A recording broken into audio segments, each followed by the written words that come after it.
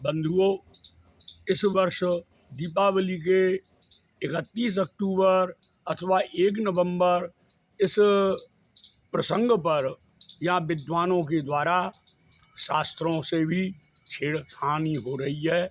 उसमें भी कहीं अर्थों में परिवर्तन हो रहा है, कहीं वाक्य रचना करके प्रस्तुत की जा रही है। उसी संदर्भ में एक सोशल मीडिया के माध्यम से किसी का मत आया है।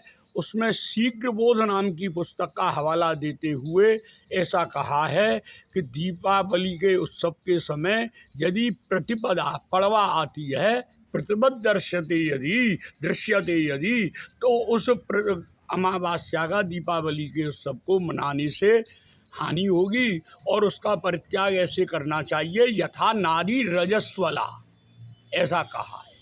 ये बात देखिए आप, ये शीघ्र बोध नाम का पुस्तक का जिसका हवाला दिया है ये पुस्तक है, और वाराणसी से ठाकुर प्रसाद बुक सेलर के यहाँ से ये प्रकाशित है।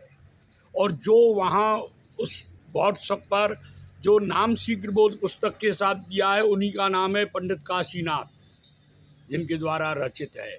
वाराणसी से ये प्रकाशित है। इस पुस्तक में कहीं भी वह यह श्लोक नहीं है जिसको व्हाट्सएप के माध्यम से प्रसारित किया जा रहा है, अपितु इस पुस्तक के 94 पृष्ठ पर एक श्लोक कार्तिक अमावस्या के फल के संबंध में है, जिसमें रविवार, मंगलवार और शनिवार को लेकर के इसका वर्णन किया है, कार्तिक अमावस्या का फल कहा है। उसके अलावा इस पुस्तक में कहीं भी कोई भी ऐसा वाक्य नहीं है यथा नारी रजस्वला। साथ ही मैं इसी विषय पर दूसरी बात और इस वाक्य के श्लोक की प्रामाणिकता से जुड़ी हुई दूसरी बात कहता हूँ।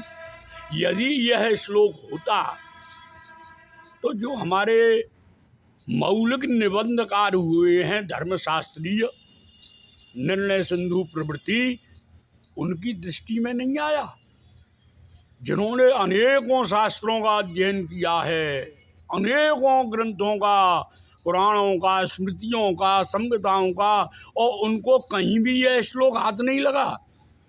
आज के इन विद्वानों को हाथ लगा है।